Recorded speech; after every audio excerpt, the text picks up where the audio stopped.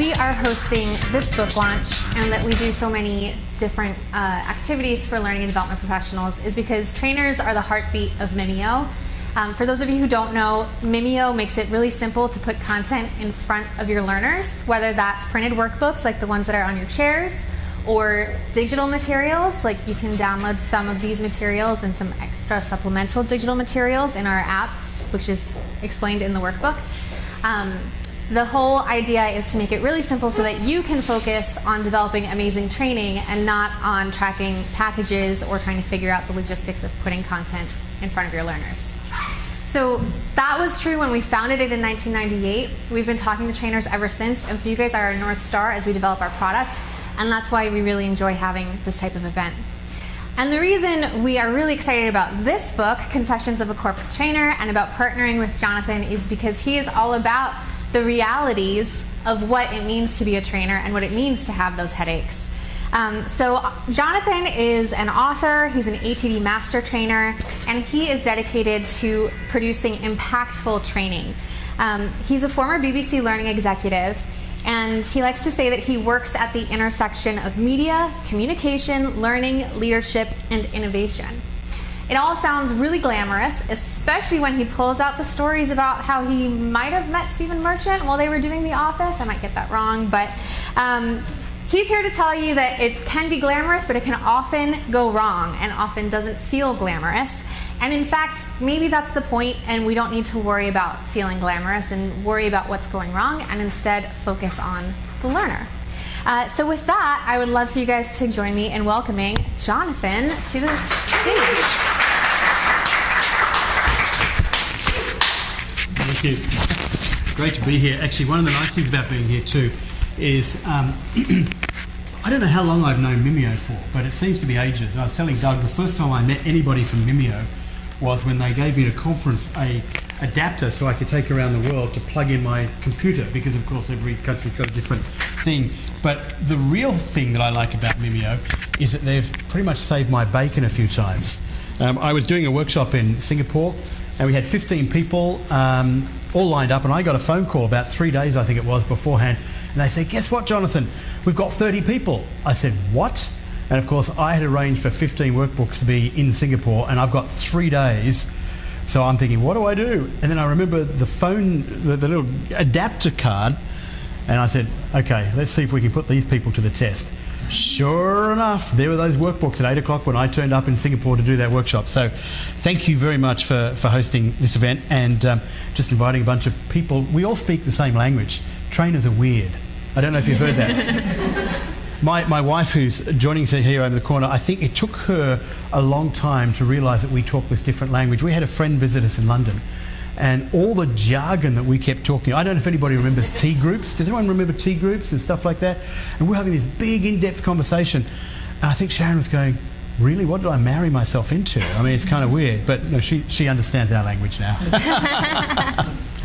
So we called this Trainers Anonymous because in the spirit of the book, we want it to be a little bit of, sharing how we've all had our ups and downs. So we're actually going to play a game called Never Have I Ever. So you should all have these posters. One side says I have, one side says never. So for example, if I said, never have I ever forgotten to hit record on a webinar, I would have to say I have because I've done it twice at least. So we're going to get started talking about some of the things that we've done. And Jonathan, you're going to play along, hopefully. Yep. Okay, so we're all going to raise these together. So raise your answer. Never have I ever had a fire alarm go off during my workshop. Oh my gosh, almost everyone has. Amazing. All right. Never have I ever had a client change the learning objectives or activities of a training class the night before. That's a lot of I haves too, yeah. And never have I ever had to wing a class with no preparation. Aaron's back there saying, oh yeah. I don't think I see any nevers. So that we have an infographic as well, and that's what these tie into. So that's step number 1 for 6 steps to calm. Yeah, and I guess the step number 1 is crap happens. It's so interesting when you read a book about training, and there's so many have been really good books that are out there, but they always talk about what it's like to do training in the perfect world. Have you had that story? You have to get there like an hour before. A couple of years ago down the road here in New York, I was waiting at the security desk until 15 minutes before my class because I didn't have my name on the entry. I got there an hour and a half earlier, and the organisers forgot. So it doesn't matter what you do, you break all the rules on a constant thing. So I think at the first level, crap happens. And actually, being a trainer is not about doing it perfect. Being a trainer is being able to be agile and respond when everything goes wrong. The whole idea that you've got your perfect lesson plan and then something like a fire alarm goes off. I was working at the convention centre in DC with a workshop. And a couple of you guys, Alexandra and Ben, you did the Master Trainer up here. This is a Master Trainer in DC. And the hotel hadn't yet opened. And they said, you've booked this venue now for like 6 months. You can come and do the workshop, no problem. We won't open it to the public, but you guys come in. And the fire marshal turned up. And every 25 minutes, the fire alarm went off. All day long. We couldn't do anything about it. Crap happens. So actually, we should celebrate that, right? Shouldn't we? Instead of being perfect, let's be imperfect. Awesome. All right, so round 2 of Never Have I Ever. Never have I ever had my slides or projector fail in the middle of a class. I have on webinars. I see no nevers. I think we all feel that. Never have I ever had a mental block in front of the classroom, or have I forgotten what I was planning to say? Again, I don't see any nevers. Yeah, should we raise them higher depending upon... Yeah. Never have I ever accidentally said something rude in front of a class. No, you said accidentally. Accidentally. Yeah. Actually, when you think about that, this is something we should probably never ever admit. But has anybody had the experience when they're in a class and somebody says something, and in your mind, well, out loud, you say, well, thank you for sharing that, but in your mind, you're going, you are such an idiot. Has anybody ever? So on your sheets, you've got the 6 steps to calm. What's the second step to calm? Sorry? I didn't hear that. Forget the presentation. Thank you, because I forgot the presentation. I needed to have that, right? You want a copy? That was actually quite serendipitous, actually, and I did seriously forget what was number 2. So thank you very much. How many times have you been midstream and you say, it's kind of like, if you think about political elections, there was that oops moment. There's 3 things to remember. 1, 2, and oops. Happens to me all the time. So the presentation is very interesting. A lot of trainers in the workshops I do with trainers come up and they say, they tell me it's all about being able to deliver the PowerPoint series flawlessly. And unfortunately, studies show that of the PowerPoint slides that we show, people remember 20%, which actually means they forget 80%. And instructional designers give us these cute little PowerPoint slides and they say, follow them, don't skip them, do them in the order. Or sometimes we even do them in the order that we want to do, that we think is appropriate. And then somebody in the class says, but what about, and we're struggling, should we go with the person who's saying what about, or should we say, no, let's go with the PowerPoint slide? What's the feeling on that? Who would go with the PowerPoint slides? Anybody? Yeah, see, these are civilized people. I can't be too detailed on it, but in the last couple of weeks I did a workshop and probably half the people were so fixated on that PowerPoint, it had to be followed on the PowerPoint. And I keep thinking to myself, why are we spending all of our energy on what people are mostly going to forget? Kind of crazy, isn't it? All right, so never have I ever had a participant fall asleep in class. Yeah, everyone. Never have I ever told a participant they should leave the class. Probably everyone's thought it though, right? Never have I ever thought in my head that the learner who just asked a question is a jerk. Everybody, yeah. Yeah, that's Especially in New York, right? I'm interested actually, does anybody have an experience they can share about when they ask somebody to leave the class? Yeah? You put your hand up highest, so that was kind of registering. That wasn't a jerk response. I mean, it was actually the same person. Well, that's efficient. The person was just disrupting, and it was a public class where each person who was in there on their own dime and supporting it. And this person was just there to challenge. I would call them a hostile participant, but they were sent to the class and paid for, and everything they did was challenge the class. So at a break, I casually pulled the person aside. I didn't ask them to leave the class in the middle of the class, just because who needs to have the whole class talking about it. But at the break, I just walked up and said, clearly you're not here for anything on your own, and you're ruining the experience for others. Please take this opportunity to leave. And he did not come back. He was blocked. But it had to be done because I had a room full of people who paid, I'm going to say, $3,000 for this class each. And not too many. Too bad, huh? But I learned from that. But we had to go. So it wasn't really, it was my responsibility. It wasn't my responsibility to find a way to get it there. I had tried that. I spent half a session trying to find buy-in for him. He just wouldn't buy it. I was trying that with Ben in the back row, and he just kept coming back. No, just kidding, Ben. I'm still here. Still here. That's it. That's it. Picking up on the sleeping thing, one of the chapters in the book actually opens up in Singapore, and one of the reasons we thought the question is, has anybody fallen asleep in a class? I mean, it's a kind of like a badge of shame if someone falls asleep in a class, and the reality is, I've had it all the time with shift workers, and they come in and they've been working all night, and their boss says you've got to go to training, and they fall asleep. And it actually happened to me once when I was facilitating a creativity workshop in Singapore. My second story in Singapore here. I like the food in Singapore. Yeah, it's very good. I actually fell asleep while facilitating the class, and I was in the corner while they were doing an exercise. I was a fool who'd agreed to do the workshop the following day. So I arrive in at 7 o'clock at night, my bags are lost, so it's like about 9, 10 o'clock before I even leave the airport. Then I'm in there at 7 o'clock the following day, and it's lunch. And of course everyone's had lunch, and if you had the food in Singapore, lots of noodles. Back in those days, I used to live on the noodles. And I had them do an exercise. I went into the corner and, well, there I went.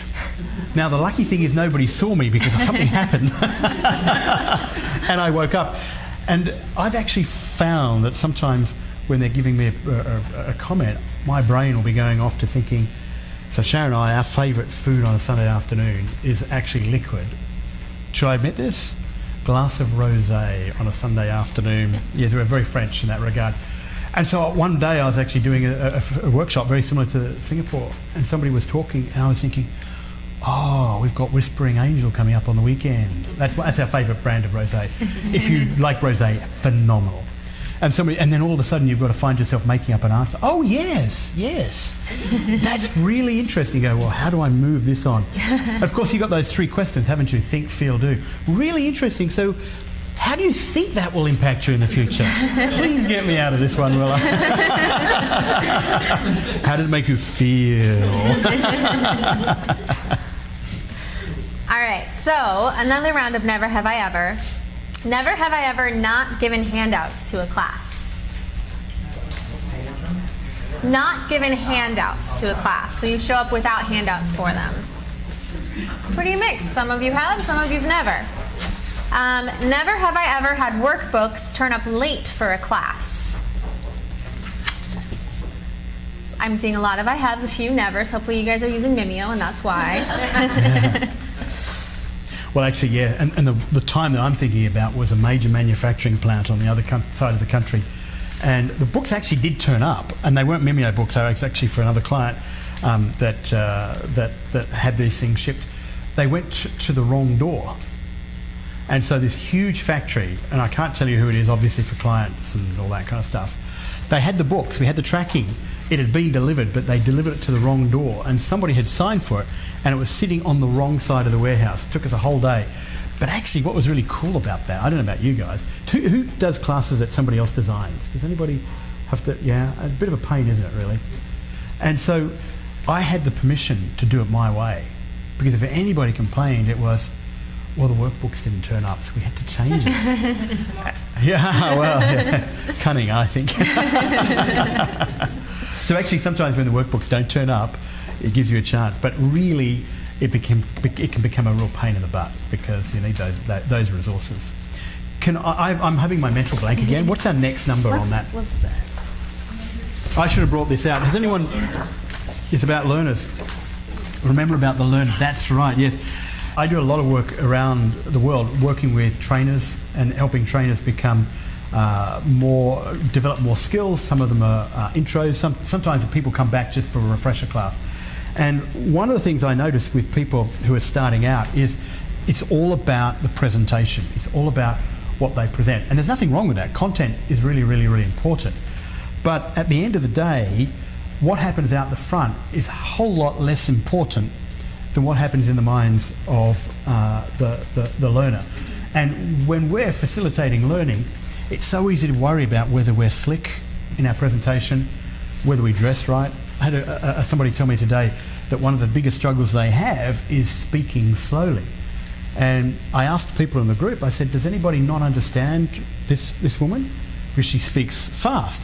Yeah, I've got no problem. So why are you so worried about speaking slowly when people can understand? Oh, somebody told me I have to speak slowly.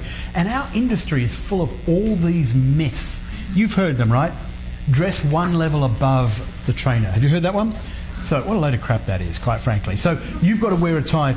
No, you dress the way you feel comfortable, because if you feel comfortable, they'll feel comfortable, right?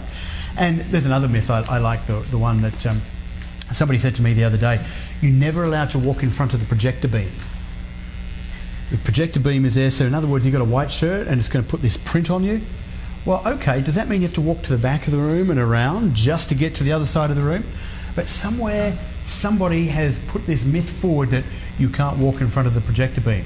The other one I like is you're not allowed to have your back to the audience. Now, there's two reasons I like that phrase. Your back, so that means you can't write anything on the flip chart, right? That's got nothing to do with you having rapport with your group. Okay, if you come in walking backwards and you've always got your back to the audience, that's a big problem, right? But actually, if you build rapport with your group of learners, that's not a big issue. But the other problem I have with that is this whole word of audience. Isn't it interesting how our industry uses so many words that are theatrical? If I am a trainer and I'm talking about my audience, I'm going to perform. And I know that's not going to happen all the time. But really, often our words represent something about where we feel we are. And you talk to some people and they talk about platform skills. Platform skills is about being in front of an audience. When at the end of the day, we're not really here to perform. We're here to help our learners perform. Carl Rogers, who is not discredited, but he's not exactly the trendy psychology guy at the moment. But he said this wonderful phrase. That means I'm supposed to wrap up. No, just kidding. I heard the phone go. It means, he said, I can't teach you anything, which is kind of profound, isn't it? I can't teach you, but I can help you learn. And yet, throughout our industry, and throughout our profession, we've got people who waltz on in saying, I'm going to do the perfect presentation, and that's going to teach you. It's not going to have that effect at all. It's all about what we help learners do. I had an inspiring session a couple of months ago in New York. Two of the guys are up there, Ben and Alexander. Alexander, by the way, freaked me out, actually, because we're talking about, we're talking about neuroscience and cognitive psychology, and actually his PhD is in neuroscience and the sensory register. But it's really interesting, some of the things that he was able to share with the group and also with me later on. Really, what we're doing is we're helping people, and this is not at all scientific, so just kind of close your ear for a moment. We're helping people find nuance. That's what we're doing. But when we're presenting, it's all about us. It's all about us firing the neurons. And I don't know if I can put you on the spot. Maybe you can tell me if I've got this from pop psychology somewhere. But I read somewhere, if I know nothing about biology, the brain is something like takes 25 or 30% of the resources of the body. Does that sound kind of scientist? Yeah. Can you comment on? It takes a lot of the resources. Is that fair to say? That's right. So most of sugars go straight to the brain. So it's the most hungry organ we have. Is that it? Yeah, right. So all that stuff going up there to fire, and yet when we start out as trainers, we're told it's all about us presenting the perfect presentation. And who should be firing those neurons? It shouldn't be us. I mean, although we are, it should be the learners. And if we don't do that, we're not actually helping them out. It's kind of interesting, isn't it? One of the things that I think is pretty awesome, I don't know about how you feel as trainers and educators, but when you're facilitating a workshop, when you're teaching a class, you've got 5, 10, 15 people coming in, and if you've built the rapport and the comfortable learning environment, they're opening their brains, their minds, to allow you to influence them. And I've got to think that's the most incredible privilege that we have. And many of us on this kind of this, what's the word, the treadmill of corporate training. And we sometimes forget that. But actually what we do, not only do we have that incredible privilege of them trusting us to influence them, but we also have an opportunity to influence the way they do things and improve what they do for their company. I can't think of anything more awesome than that. It's all about them, the learner. On that profound note, let's play some more Never Have I Ever. All right, so never have I ever yelled at a participant when they did something irresponsible in class. A few I haves, a lot of nevers. All right. Kids. Yeah. Never have I ever said to hell with the parking lot questions. Do you want to explain what a parking lot question is? Oh, yeah. So parking lot's one of those terms that's very familiar here in America. But outside of America, a lot of people do not know the parking lot being that flip chart on the wall where if you've got a question and it's not relevant, you go and write it on the wall, and then the trainer says they're going to look at it, but of course they never do. The trainer goes back at the end of the class. That's the parking lot. So have you ever said to hell and not answered those questions? Lots of I haves, a few nevers. All right, in the back, you guys are you honor the questions. All right, and then never have I ever failed to follow up on a question that I didn't have an answer to. Everyone, I think, has, yeah. Probably some purposefully and some not purposefully. It's kind of interesting. Once again, these are really important things to do, to follow up on questions. But actually, it's kind of impossible. And there's not always going to be the opportunity for us to come back with the answer to a question.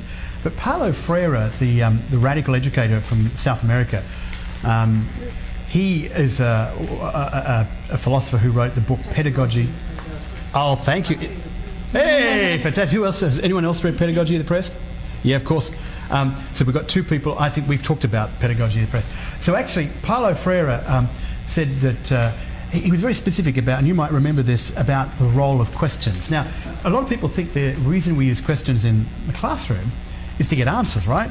Particularly the Socratic technique is all about asking you a question, you come up with the answer. But actually it's more powerful to ask questions that raise further questions, which raise further questions and further questions. And when you think about the power that we have as learning professionals to help people discover their learning, those questions that are not answered by us are sometimes the most profound things that we share in a classroom. And I'm a big fan of trusting the learner. The people who come into our workshops are actually far more powerful in their learning than we can ever think we can be. And when it comes down to stepping out of the way of the learner, I think about Paulo Ferreira. Why do we have to answer every question? Yes, we need to know when to and when not to, when it's appropriate. Like, for example, where the bathroom is and where to go in a fire alarm. I get that. But sometimes the biggest legacy we can leave with people is that question that we don't answer, that problem that we leave them to solve when they leave. The crazy thing is, often the people in the classes have more experience and more to share than we have. And we come into a class and we think we've got it all because we've done our research, we've done it all. When in fact, if we just step back and allow the group to lead and to develop itself, we will actually have a far more powerful experience that they have. And the other thing, if I can just share maybe a trite little example of how things work out, a lot of people get really stressed out when they're new trainers in their first year or two. They think, what if I mispronounce a word? What if I say something wrong?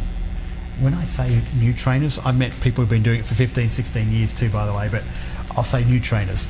They're worried about how they present, whether they say things too fast, too slow, whether they set up an exercise to go right and all this kind of stuff. And they're really worried because their boss says, you've got to have slick platform skills. Have you noticed in job descriptions, presentation skills are actually a key part of being a trainer? When in fact, 70% of what we present is forgotten? Huh? Kind of crazy, isn't it? I'm going to change my trainer programs to not a module on presentation skills, but a module on forgetting skills. Because that's actually what we're doing. But what happens is, when we spend all the time up front doing the perfect presentation that they're going to forget, they're going to judge us even more.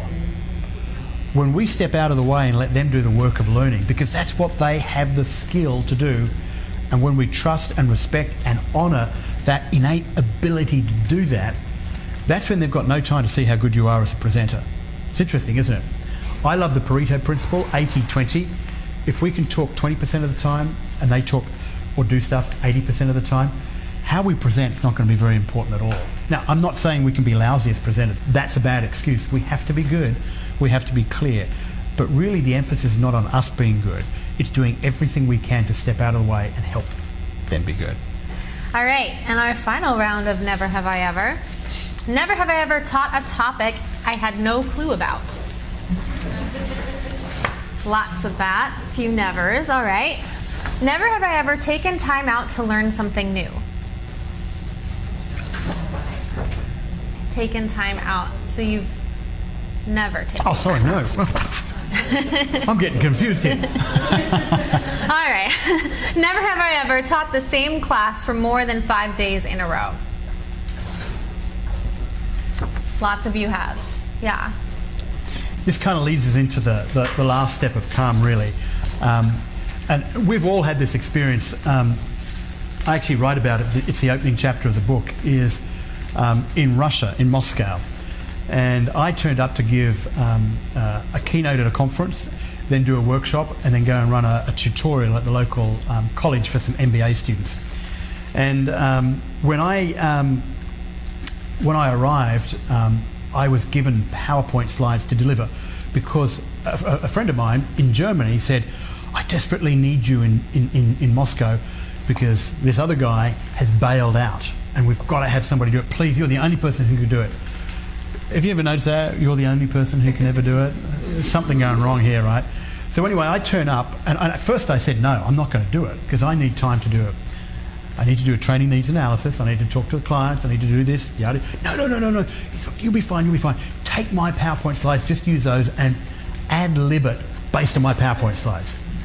Really? So anyway, I talk to the client because I don't trust my friend.